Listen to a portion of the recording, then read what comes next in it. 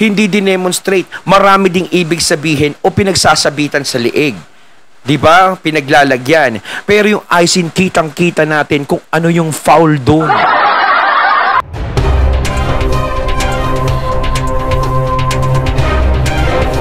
Hello, what's up? Ako nga pala si BT at nandito ngayon tayo sa BT Reaction and welcome to my channel, Tunay na Kritiko.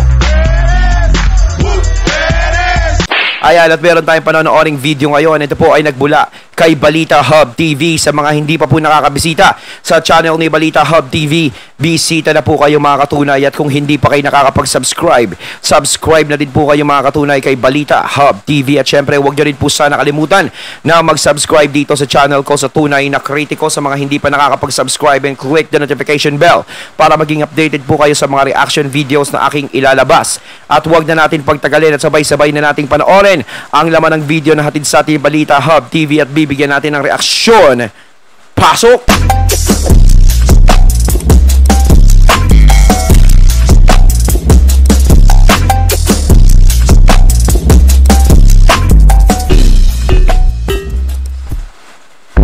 Ayan, pakalala.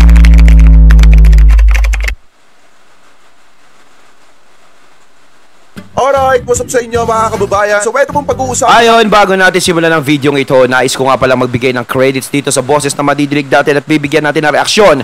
Walang iba kundi kay Jake Magnus. Sa mga hindi pa nakakabisita sa channel ni Jake Magnus TV, bisita na kayo mga katunay. At kung hindi pa kayo nakakapag-subscribe, subscribe na din po kayo mga katunay kay Jake Magnus TV. Ayan, pagpatuloy natin mga kababayan ay yung naging payag po nitong si Sir Joey De Leon dun sa mga inggit mga kababayan. Ayan, inggita na! Talagang masasabi natin, bumabanat na po si Master Joey De Leon, si Master Henyo Joey De Leon mga kababayan dun sa mga inggit. Ano po, talagang may matinding banat po si Master Joey De Leon. At ang pangatlo po natin pag-uusapan ay yung naging banat daw po di umano nitong si OG Diaz dito daw po kay Master Henyo Joey De Leon. Pero bago po natin pag-usapan yan, ay nais ko po munang sabihin sa inyo na kung kayo po ay bago pa lamang po sa ating YouTube channel, hinihikayat ko po kayo na huwag nyo po sanang kalimutan na i-like etong live streaming natin na ito at huwag nyo na rin po kalimutan na mag-subscribe sa ating YouTube channel. Hit nyo na rin po yung ating notification bell para lagi po kayong updated sa tuwing mag-upload po tayo or magla-live ng mga ganitong klase ng issue na nagaganap sa ating bansa. At mega love shoutout po sa lahat ng viewers po natin na nakatutok sa inyo. Pero bago po tayo magpatuloy mga kababayan, gusto ko din po kayong batiin ng isang magandang umaga, tanghali, hapon, gabi. Saan man sulok ng mundo kayo naroroon, mapa sa Pilipinas man po kayo or ibang bansa, sana po ay nasa mabuti po kayong kalagayan at gabayan po kayo ng ating Panginoon. Mabuhay po kayong lahat.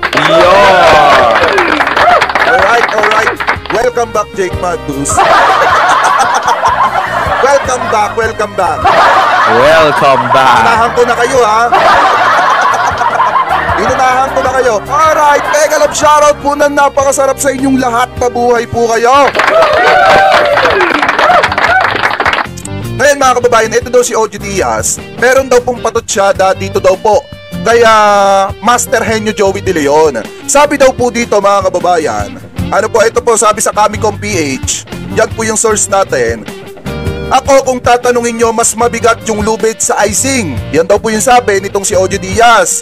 Ang kabuuan ng pahayag ni OG Diaz ukol sa kontrobersyang kinakaharap ng noontime show sa MTRCB ay mababasa sa link sa comment section. Ito yon.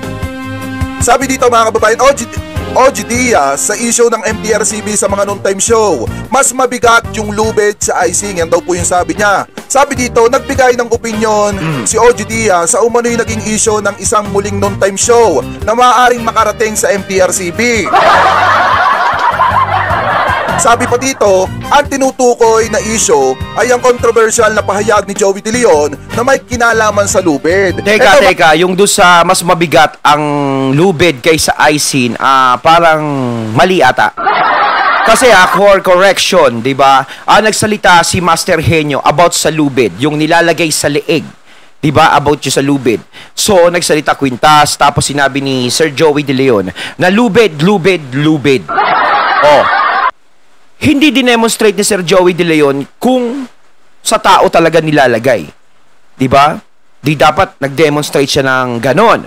No, yung iniisip nga natin tungkol sa mga SWI na mga problema. Pero wala naman siyang dinemonstrate o iniligay sa leeg ng tao. Siguro kung nagsalita, lubid, di ba, uulitin natin yung mga hayop, gaya ng kalabaw, nilalagyan ng lubid sa leeg yan. Di ba? Hindi naman pwedeng sinulid ang ilagay mo dyan, putol agad yun. Di ba? Marami, baka, nilalagyan din sa leeg yan. Maraming ibig sabihin eh. Malawak yung pagkakasabi ni Sir Joey De Leon eh. Hindi porket sinabi niya lubid, yun na agad yun. Nasasabihin sa tao agad nilalagay, sa leeg agad nilalagay. Kumpara naman po dun sa icing issue, nakitang-kita naman natin na dinemonstrate pa nila talaga, ipinakita pa nila kung papaano. Diba? Yung lubid, hindi dinemonstrate. Marami ding ibig sabihin o pinagsasabitan sa leeg. Diba? Pinaglalagyan. Pero yung icing, kitang-kita natin kung ano yung foul doon. Mga kababayan, yung alam ko naman, lagi kayo nakatutok sa akin at alam ko naman na alam ninyo kung ano yung ipapaliwanag ko dito. Kung ano yung ipinaliwanag ko nung nakarang araw, yun ulit ang sasabihin ko dito, walang mababago.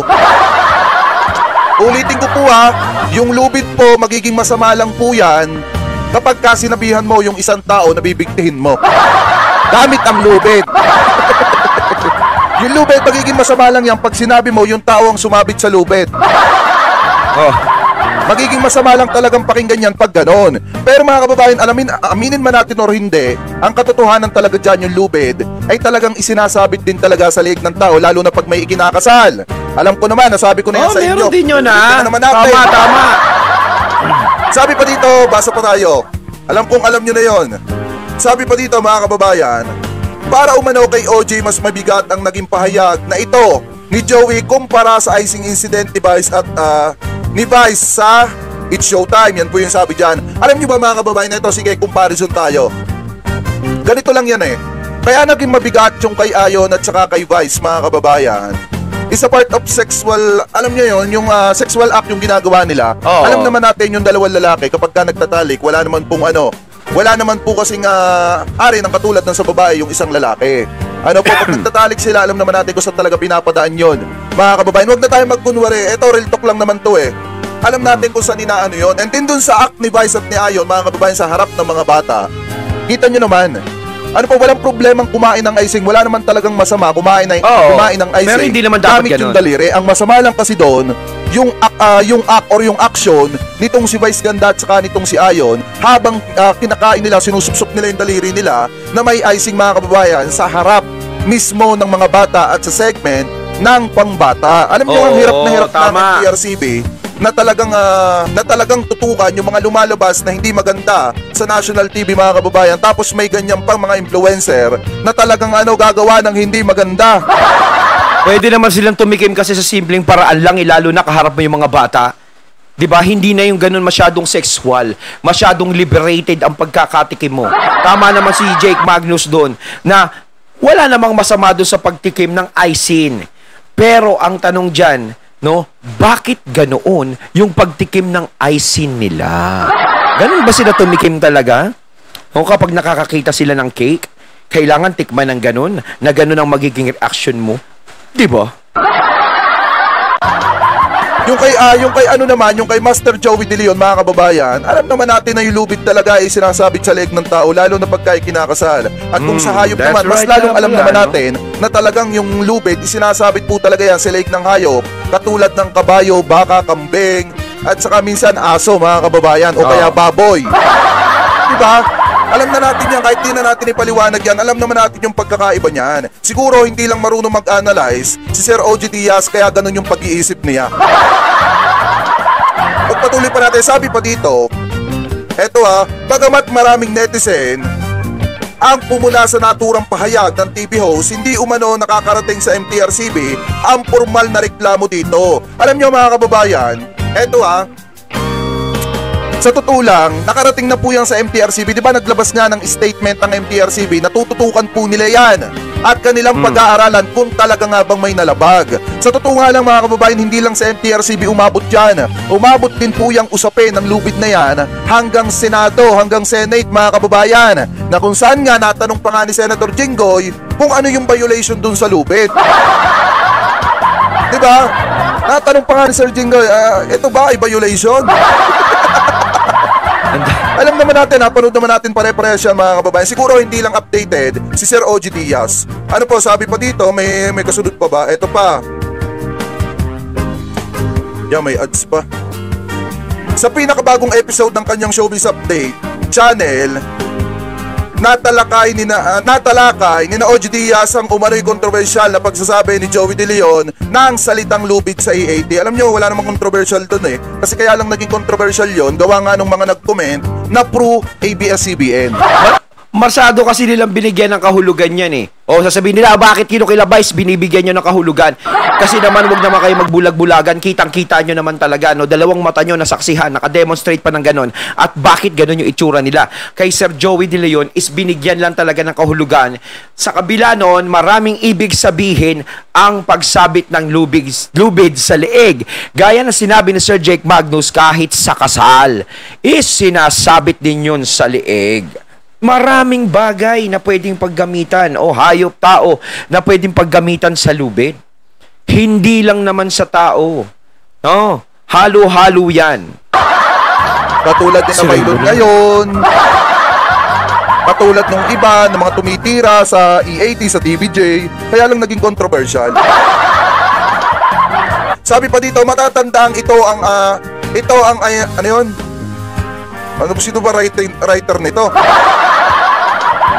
Matatandaan ito ay nang matanong ang isang contestant ng kanilang segment kung ano ang mga bagay na isinasabit umano sa leeg. Pero walang tinukoy doon kung leeg ba ng tao o leeg ng hayop.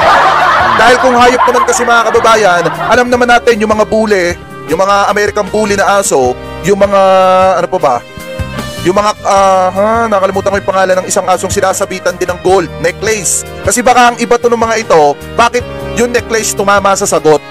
Nung binanggit nung lalaki, kasi necklace lang ata yung tinamaan nung contestant ng Gimme 5 mga kababayan. Tapos nung hindi na natamaan lahat, sumingit daw si Master Henyo at sinabi na lubid, baka nakakalimutan nyo. Kung yung necklace naman mga kababayan, sinasabit din naman po sa mga hayop yan. Katulad ng mga American bully pagka ilalaban sa mga dog show. Sinasabitan niya ng mga gintong necklace. Meron pa ako nakikita nyo yung mga tusok-tusok. Alam kong alam nyo yan. Sabi pa dito, doon nasabi ni Joey ang salitang lubid na inalmahan ng marami. Dahil dito, hindi may iwasang may kumpara ito sa naging reklamo umano kina Vice at Ayon Perez sa icing incident naman na nangyari sa It's Showtime. Sabi pa dito, eto pa, kung tatanungin ninyo mas mabigat yung lubid sa icing, ani ni OG Diaz. Aniya, hindi naman naging malinaw ang dahilan ng pagsasabi ni Joey sa salitang lubid. Ngunit alam ng nakakarami ang pinatutungkulan nito na mensahe, na maselang usapin mga kababayan. Yan po yung pagkakasabi dyan. Sabi pa dito, gayon pa man, wala pang umanong formal na reklamo na nakakarating sa departamento ukol sa nasabing insidente sa EAT. Alam nyo, nakarating nga yun sa MTRCB.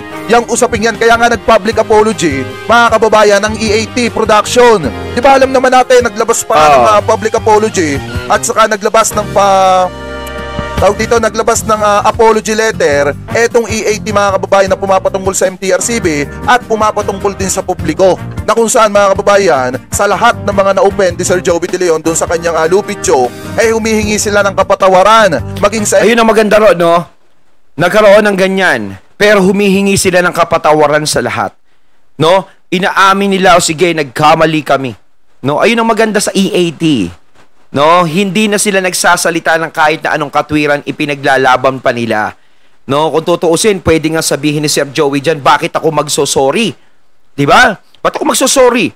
Wala naman ako sinasabing ganyan tungkol sa tao na pangbibtig, parang ganon, 'di ba? Pero alam nyo, lahat ng pumukol sa kanya tungkol do sa lubid, issue na 'yan. Humihingi sila ng kapatawaran. Hindi na sila nagkakaroon ng diskusyon sa iba. Hindi nila pinagmamalaking tama kami. Yun ang importante dun Kung mali ka man o tama at napuna ka ng mga tao na mali ginagawa mo. Walang mataas-taas na tao dyan. Humihingi sila ng kapatawaran sa lahat. Yun yung pagsosorry. Diba? Apology sa lahat. Yun ang kinagandahan sa EAT. Na hindi naman nagawa dun sa isa na matagal nang hinihintay ng lahat. pero talagang wala silang planong gawin. Diba? Ano pinagkaiba nilang dalawa? MTRCB ganun din. So ibig sabihin mga kababayan, yan ay nakarating na sa MTRCB, kaya nga naglabas ng memorandum ang MTRCB na susuriin nila kung talagang may nalabag etong si Master Henyo, Joey De Leon at saka itong E80 dun sa Lubid Joke. Yan po ay nakarating na siguro, hindi lang alam nitong si OG Diaz. Parang mas updated pa ata ako kaysa kay Sir OG Diaz kasi ako magla-live ako ngayon, minsan wala ako. Magla-live ako ngayon tapos bukas wala na naman. Pero mas updated pa rin yung ibinabalita natin minsan nauunahan pa natin sila, hindi sila updated. Tulad nito mga kababayan, yung bagong video inilabas ni Sir OG Diaz, hindi siya updated, hindi niya natalakay kung nag-public apology. Etong E80, hindi niya din natalakay na naglabas ng memorandum ang MTRCB. Bakit? Dahil gusto nila na yung tao nakapokus lang at makisimpat siya lang sa It's Showtime. Yun yung gusto nilang mangyari. Kasi kung tatanungin yung kahit nga si Senator Jinggoy, kung tanungin natin, wala talagang violation dun sa Lubid. Ayun, natating natunghayan ang video na nagbula kay Balita Hub TV at syempre natunghayan din natin ang boses na yon na nagbula kay Jake Magnus. Ayan ha, kayo mga katunayan ang masasabi nyo tungkol dito. No, si OG Diaz talaga, oo. Sana naman hindi naman masama na idilat mo ang isip mo at mata mo, pati pandinig mo, paminsan-minsan. Alam natin kung saan ka nakapanig, napapaghalata. Comment lang po kayo mga katunay sa mga nais nyo sabihin dito sa ating comment box. So once again, I'm BT and I'm out. Peace.